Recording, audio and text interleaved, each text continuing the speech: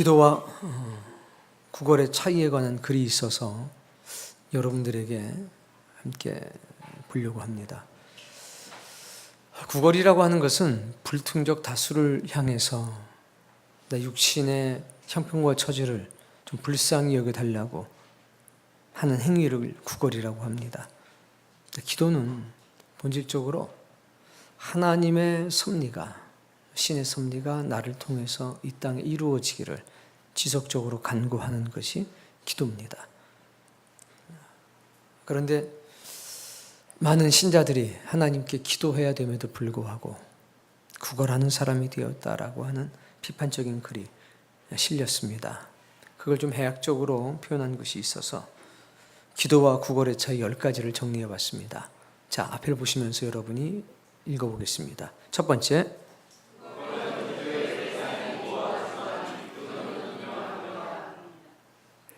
구걸은 대상이 모호하지만 기도는 분명하다는 것입니다. 두 번째, 구걸은 그 대상을 잘 모르지만 기도는 명확하게 안다는 겁니다. 세 번째, 네 번째,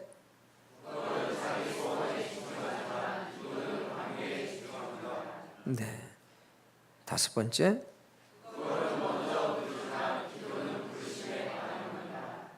중요한 말이죠.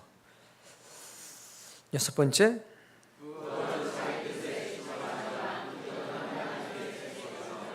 하나님의 뜻에 집중하는 것, 그것이 바로 기도입니다. 그러나 자신의 뜻에 집중한다면 그것은 비록 기도라는 형식은 빌려도 구걸에 불과하다는 사실을 기억해야 합니다. 일곱 번째, 기도는 인격적이다. 여덟 번째,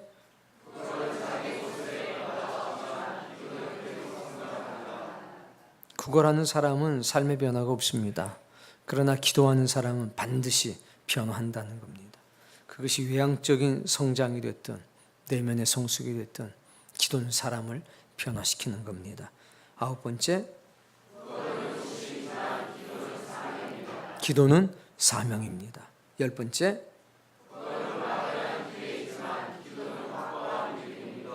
오늘 여러분은 영적으로 구걸하고 있습니까? 아니면 여러분의 영혼은 하나님께 기도하고 있습니까? 관계에 집중하고 부르심에 반응하고 하나님의 뜻에 집중하고 인격적이고 자신의 삶을 변화시키고 사명으로 확고한 믿음 속에서 하나님께 간구하는 것, 이것이 올바른 기도입니다. 오늘 구걸하는 사람이 아니라 기도하는 사람으로 하나님의 은혜 속에, 하나님의 은총 가운데 우리가 다 발견되기를 원합니다. 우리는 진리의 거울을 통해 자기 영혼의 민낯을 봐야만 합니다. 자신의 영혼의 민낯을 본다는 것은 참으로 고통스러운 일입니다.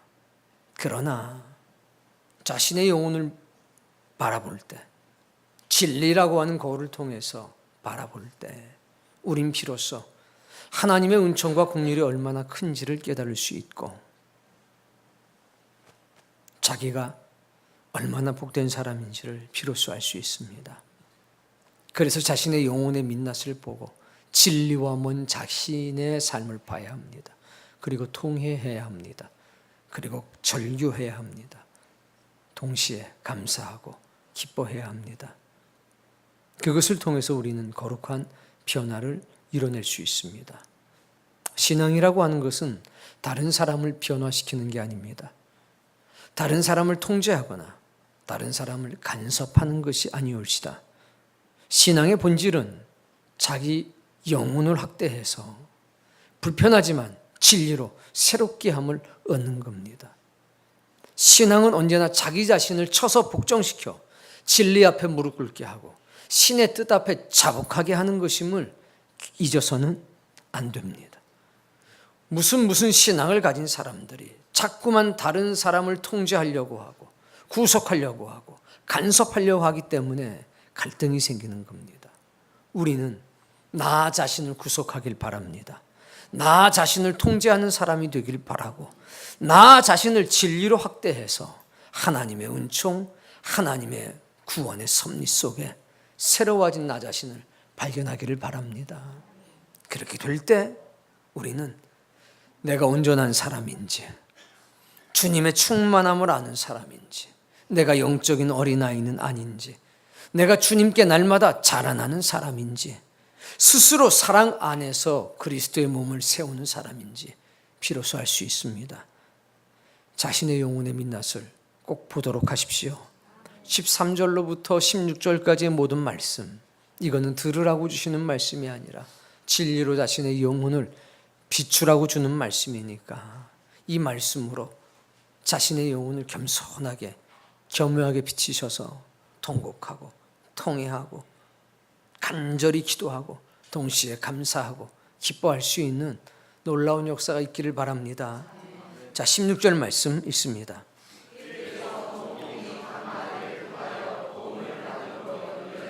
결합되어 각 지체의 분량대로 역사하여 그 몸을 자라게 하며 사랑 안에서 스스로 세우느니라. 중요한 말씀이 네 단어가 있습니다. 자, 첫 번째 마디입니다. 두 번째는 도움입니다. 세 번째는 연결입니다. 네 번째는 결합입니다. 좀 늦는데 앞에 보고 다시 한번 여러분 해봅시다.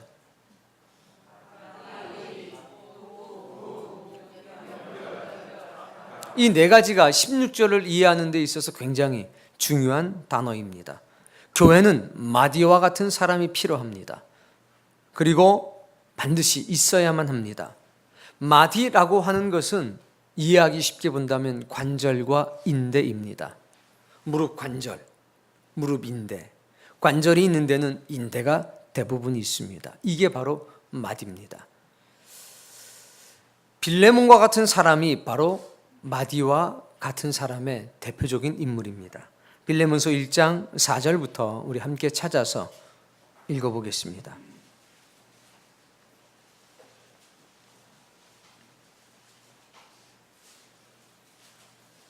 그에게서 온 몸이 각 마디를 통하여 라고 했습니다. 결국 머리 대신 예수님이 계시지만 온 몸이 자라게 되는 것은 마디를 통해서라고 성경은 증언하고 있습니다.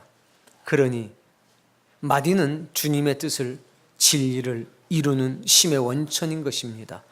오늘 예배하는 여러분들이 이 교회의 마디와 같은 사람이 되길 바랍니다. 자, 1장 4절 말씀 읽습니다.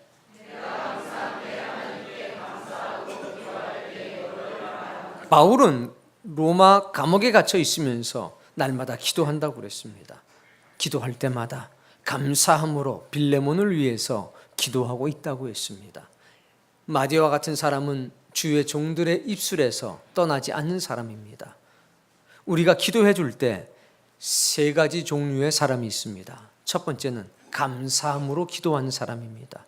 그 사람의 존재가 교회 공동체에게, 주의 종들에게 얼마나 큰 위로가 되고 감사가 되는지 모릅니다. 날마다 그를 위해 기도합니다. 두 번째는 염려의 대상으로서의 기도하는 사람이 있습니다. 날마다 기도합니다.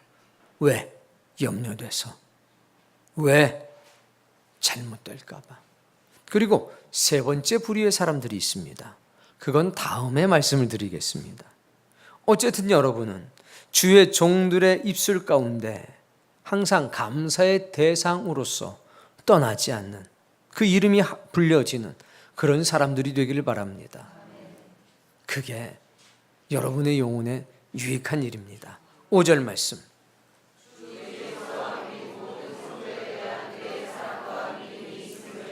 이 마디와 같은 사람이었던 빌레몬, 그는 예수님께 대한 사랑과 예수님께 대한 믿음의 확신이 투철했던 사람입니다.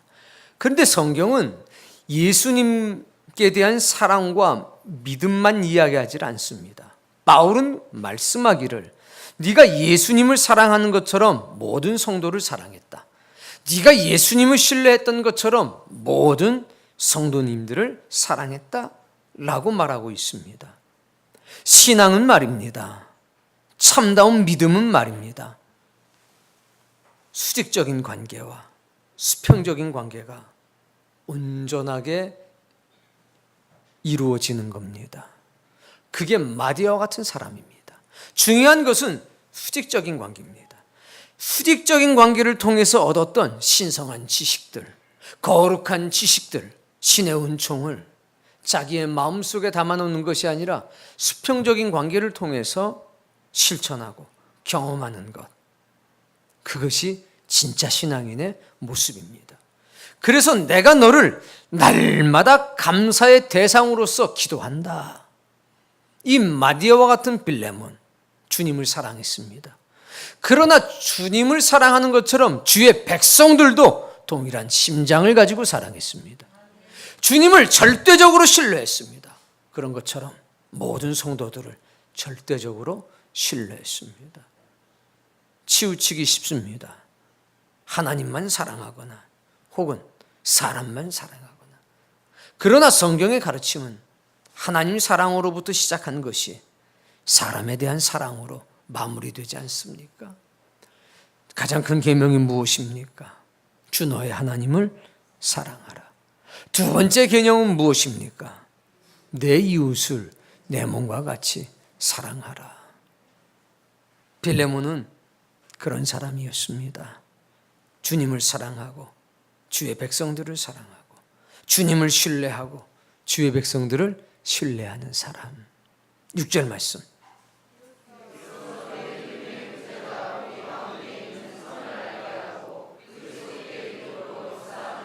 (6절은) 이 관계를 보다 분명하는 겁니다. 믿음의 교제라고 하는 것은 본질적으로 예수 그리스도하고의 수직적인 교제입니다. 하나님을 만남으로, 예수님을 만남으로, 성령님을 만남으로 거룩하고 신성한 지식을 얻게 되는 겁니다. 이것을 한 단어로 표현하면 배움이라고 할 수 있습니다. 거룩한 분께 배우는 겁니다. 내게 와서 배워라. 그러면 쉼을 얻게 될 것이다 하는 주님의 말씀처럼 빌레몬은 자신의 영혼을 이끌고 아무도 없는 조용한 시간에 주님을 만납니다. 진리를 만납니다. 그리고 진리를 배웁니다. 믿음의 교제입니다. 그렇게 주님과 믿음의 교제를 통해서 얻었던 진리를 가지고 그는 다시 이 땅의 사람들과 믿음의 교제를 하게 됩니다.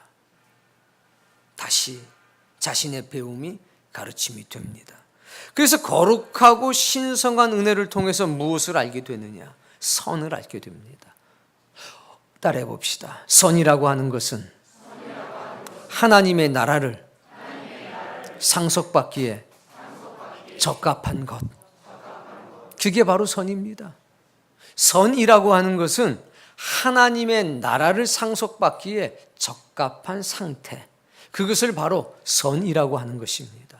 선을 알았다는 이야기는 주님을 만남으로 인해서 어떻게 해야 하나님의 나라를 상속받을 수 있는지 그것을 알게 됐다는 겁니다. 그것을 누구랑 나눕니까? 믿음 안에 형제 자매와 함께 나누는 겁니다. 믿음의 교제를 통해서 선을 깨달았습니다. 이제 그 깨달은 것을 동료들과 집사님들과 형제들과 자매들과 나누는 겁니다. 나의 깨달음이 누구의 깨달음이 되냐면 모든 공동체의 깨달음이 되는 것입니다. 이게 신앙입니다. 이야, 너무 좋다. 이거 신앙 아닙니다. 신앙의 시작이죠. 은혜는 받는 것이 아니라 베푸는 겁니다. 은혜는 하나님께 되갚는 것이 은혜라는 사실을 기억해야 합니다. 빌레몬의 믿음의 교제를 통해서 선을 알게 됐습니다. 그런데 빌레몬은 그것을 가지고 모든 믿음의 사람들과 나눠서 모든 성도들도 선을 깨닫게 했습니다. 그리고 종당에는 그리스도께 이루도록 역사한다고 그랬습니다. 오늘 본문에도 있지 않습니까? 그리스도의 충만한 데까지 이르러라. 빌레몬이 그런 사람이었다는 겁니다. 7절.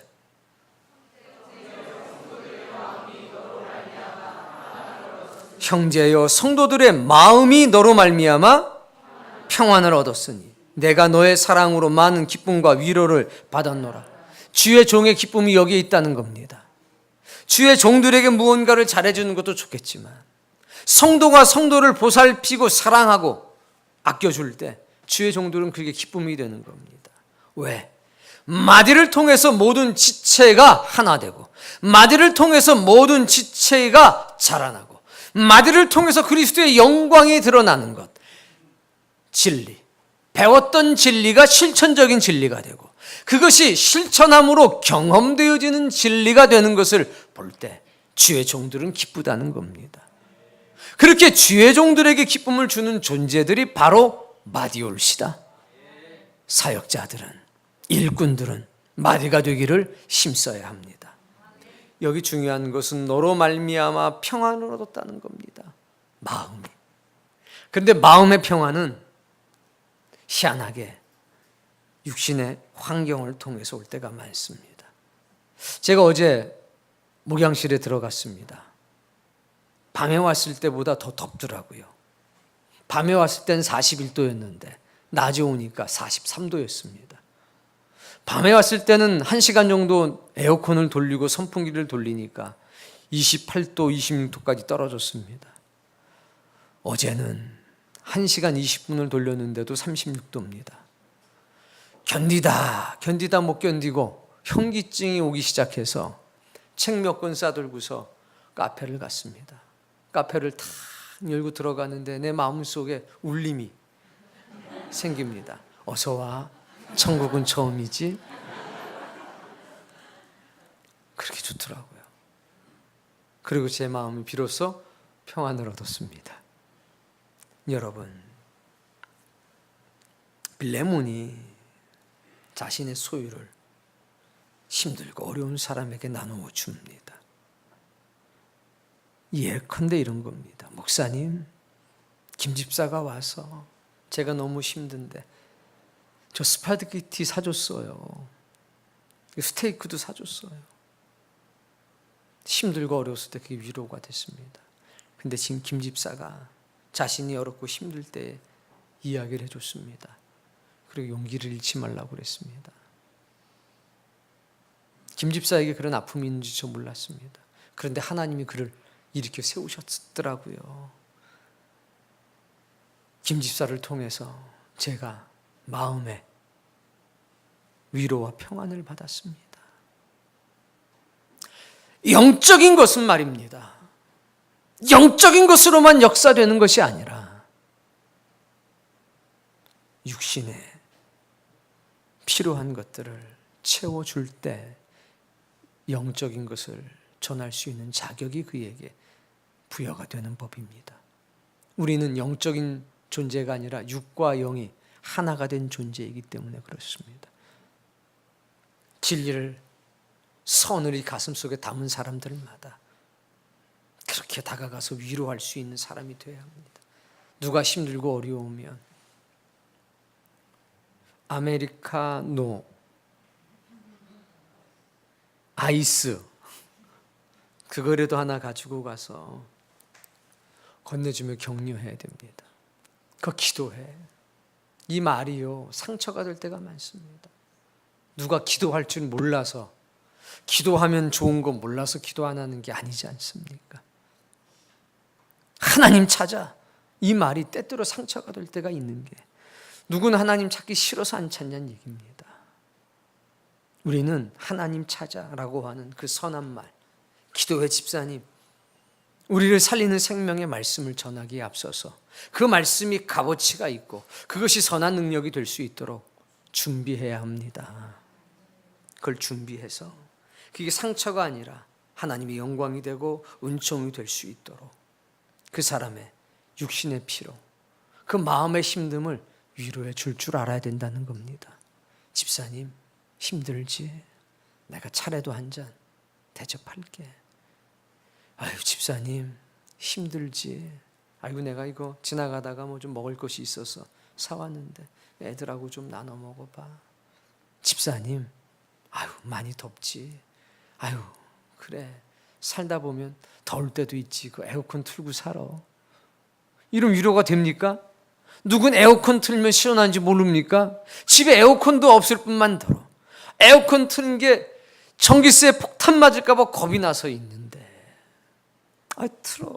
옳은 얘기지만 그거 위로 안 된다는 겁니다. 집사님 애들 데리고 나와. 맥도날드에서 우리 한 2-3시간이라도 같이 좀 있다가 들어가자. 내가 한 잔 살게. 애들 데리고 나와. 같이 앉아서. 그리고 나서 하나님께 깨달은 선을 조금 전달해 줄 때 감동이 있지 않겠습니까? 왜 진리가 진리되지 못하는가? 진리의 문제가 아니라 우리의 문제라는 사실을 깨달았으면 합니다. 빌레몬은 성도들의 마음을 위로하고 그 속에 영적인 것을 넣어줄 수 있는 권리를 얻은 사람이었습니다. 그건 그의 헌신에 기인한 겁니다. 그의 낮은 마음에 기여한 거니 오늘 우리 다 이런 사람 됩시다. 이런 분이 누구라고요? 빌레몬인데 그를 뭐라고 그랬다고요? 마디. 각 마디를 통해서 공급한다고 그랬습니다. 자, 10절 말씀.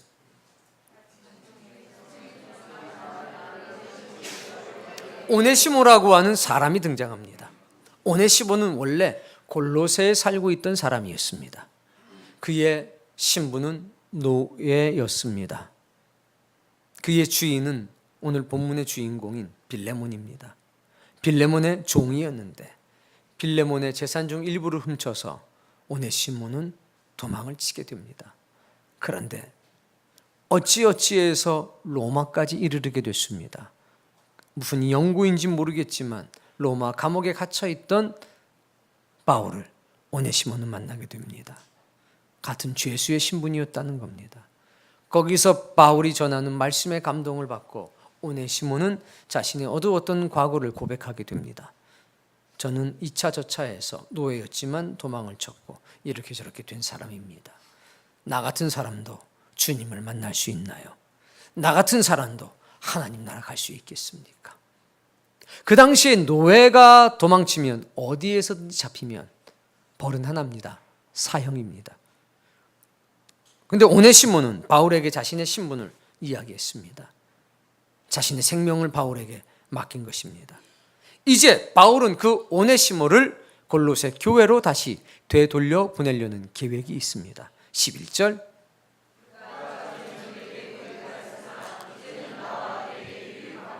알고 있는 겁니다. 11절, 12절. 오네시모는 나의 신복이다. 마디오와 같은 사람은 자신의 관계 속에서 모든 것을 보지 않고 하나님과의 관계 속에서 판단합니다. 16절.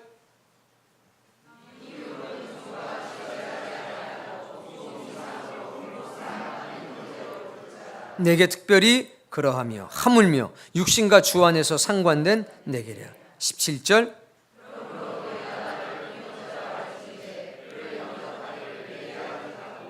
노예를 교회 지도자로 인정하고 섬기라는 얘기입니다.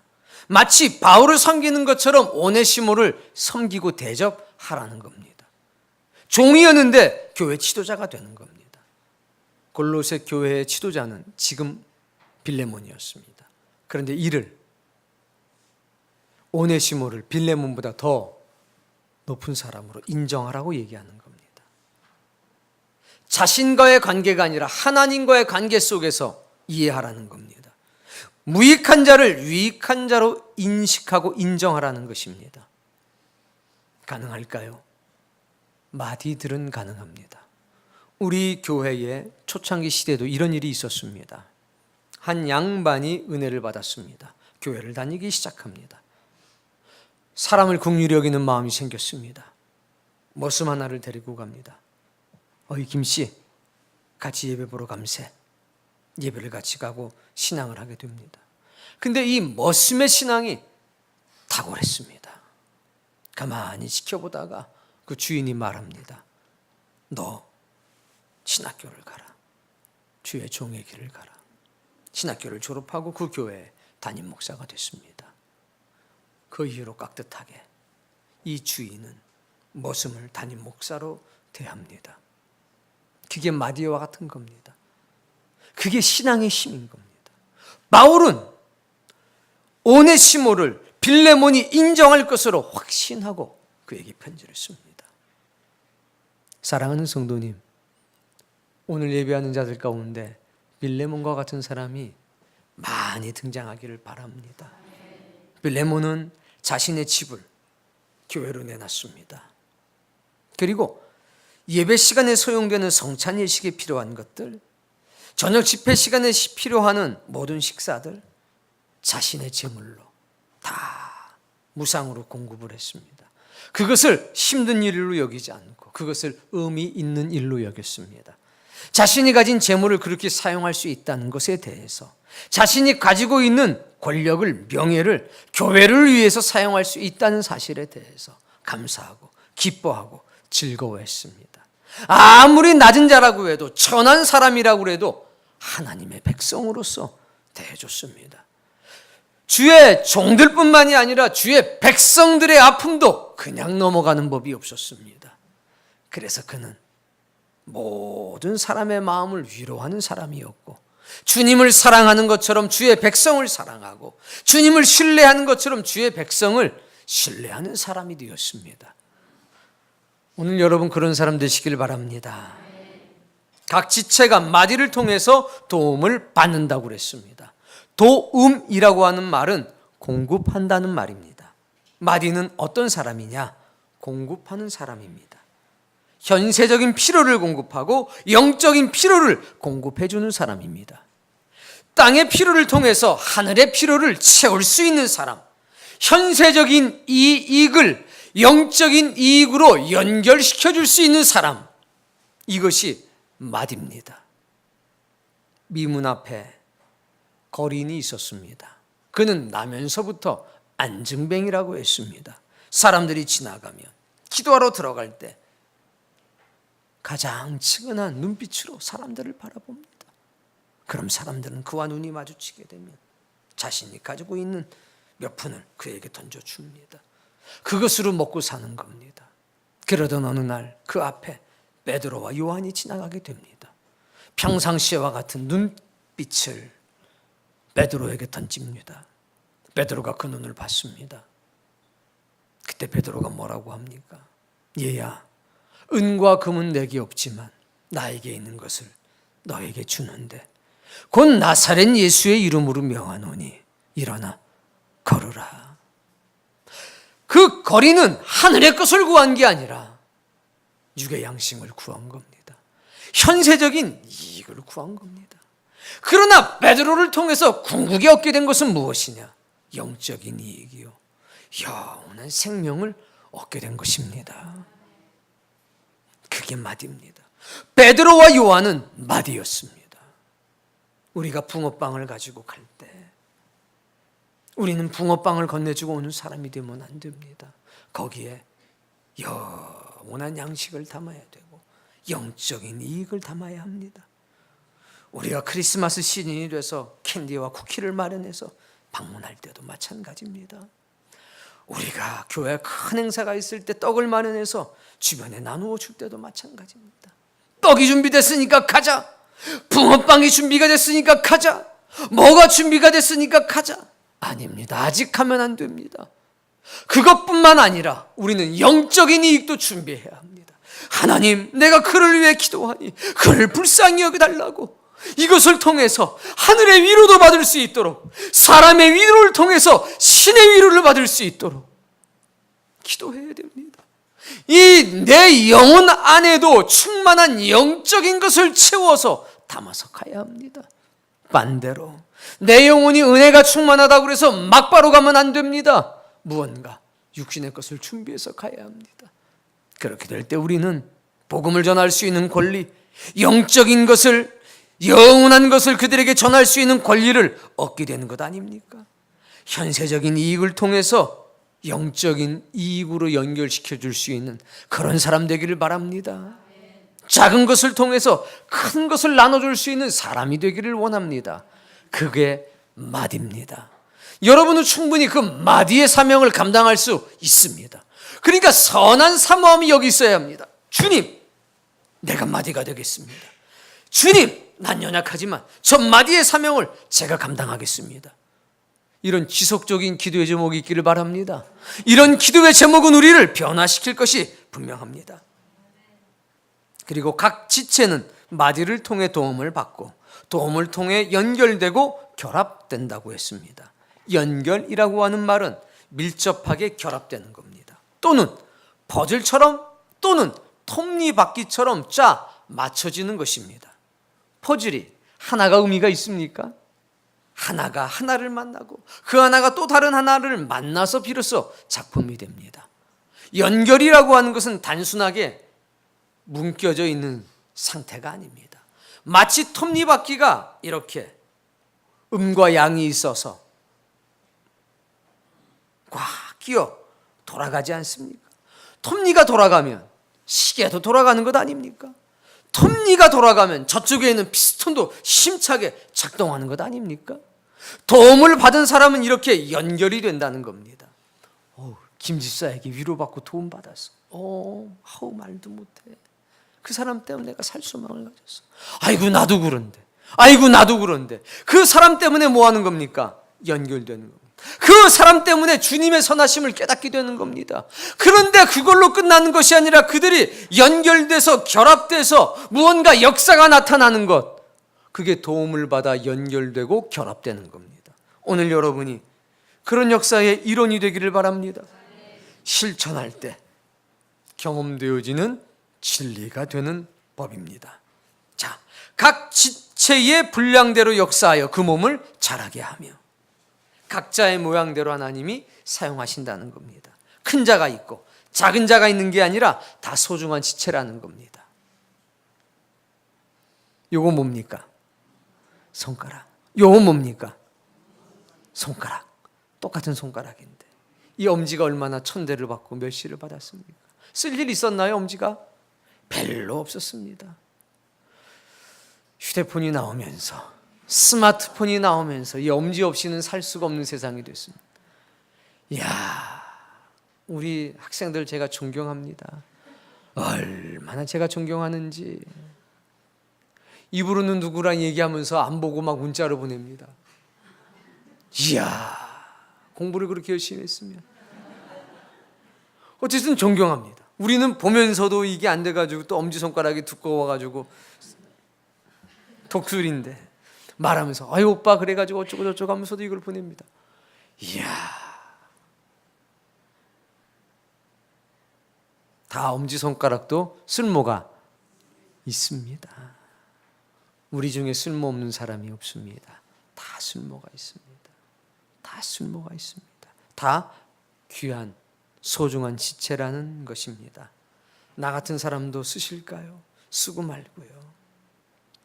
어떤 분은 교회에서 앉으면 바로 정신이 편안해지고 마음의 위로를 받는 분이 계십니다. 간혹 가다가 저 사람은 도대체 어떻게 된 사람이야? 걱정하지 마십시오. 그분이 10년 뒤에 깨달을 줄 누가 했습니까? 그분이 20년 만에 깨달음을 얻게 될지 누가 합니까? 내가 20년 만에 깨달았는데 주의 은혜가 커. 그때 사람들이 뭐라고 그러겠습니까? 우와, 저런 사람도 깨닫는구나. 이 중에 앉아 있으면 다 귀하다는 얘기입니다. 아무리 쓸모없는 사람 같아도 쓸모 있다 없다? 있다. 그러니 다 쓸모 있는 존재로 인정해 주십시오. 지나가는 길에 한마디 하겠습니다. 천생연분. 누구랑 누구 사이를 얘기하는 거죠? 남편과 아내 사이죠? 그거 아실 거예요. 옛날 무슨 노인 프로그램들을 퀴즈하는데 천생연분이 나오니까 할아버지가 네 글자 있잖아. 당신하고 나 사이 네 글자. 그 할머니가 히트 쳤잖아요. 뭐라고 그랬습니까? 이거 어떻게 하셨대? 못 맞출 줄 알았더니 팽생왼수가 천생연분으로 변하는 게 사랑입니다. 하나님의 역사죠. 다 귀중하다는 겁니다. 팽생왼수 같지만 없으면 허전해요. 그 왼수도 있는 게 나요. 그러니 우리 중에 버릴 사람은 없다. 쓸모없는 사람은 없다. 저기 보미가 아마 어디 있을 겁니다. 실세 권력 넘버 1이잖아요. 김보미가. 걔가 하는 일이 뭐 있습니까? 아무것도 없고 우는 일밖에 없습니다. 그래도 우리가 다 이뻐하고 걔만 보면 뭘 주고 싶어 하지 않습니까? 어린아이도 다 쓸모가 있는 법이니 하물며 여러분들이야 말할 것이 없습니다. 다 각자의 역할이 있다는 겁니다. 각 지체의 분량대로 역사하여 그 몸을 자라게 한다. 서로가 서로를 돌보고 세움으로 건강한 교회 공동체가 되는 겁니다. 요 마디, 새끼손가락 마디 하나하나 소중해요. 다 할 일이 있어요. 이거 뭐 콧구멍 팔 때나 쓰지 언제 쓰나 하지만 아닙니다. 콧구멍 파는 것도 중요한 일인데 약속은 또 뭐로 합니까?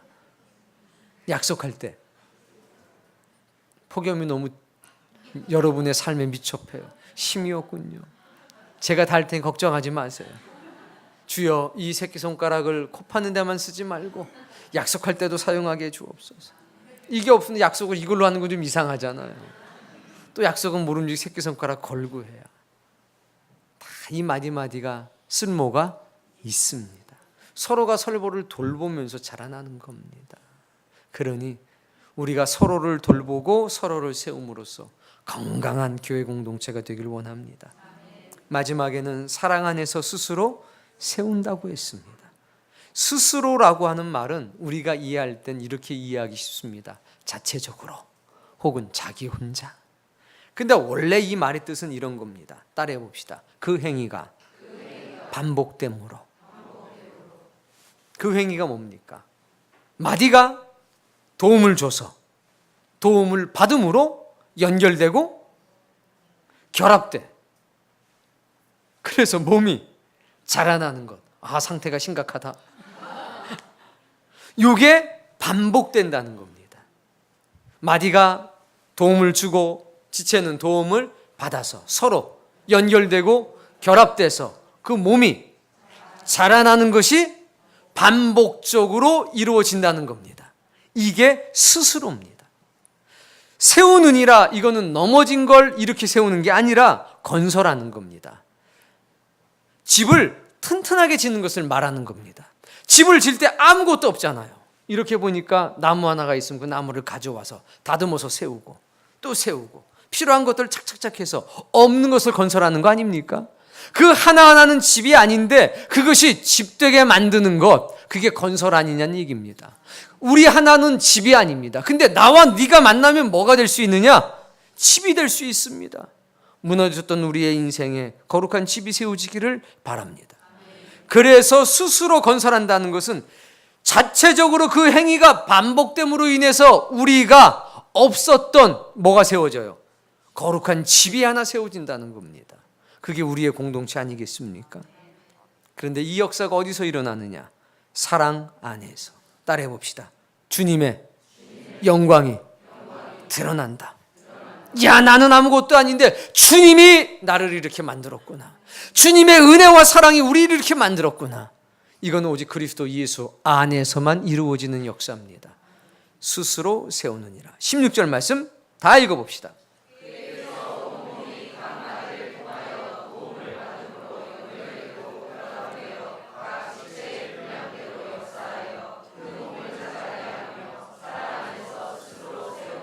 아멘. 이 역사를 이루는 존재를 5글자로 뭐라고 그러느냐? 온전한 사람이라고 하는 겁니다. 13절부터 시작된 온전한 사람, 그는 바로 16절의 말씀을 올바르게 성취하는 사람입니다. 진리 안에는 3가지 속성이 있다고 그랬습니다. 첫 번째는 배움, 두 번째는 실천, 세 번째는 우리가 하나님과의 거룩한 관계를 통해서 진리를 배우게 됩니다.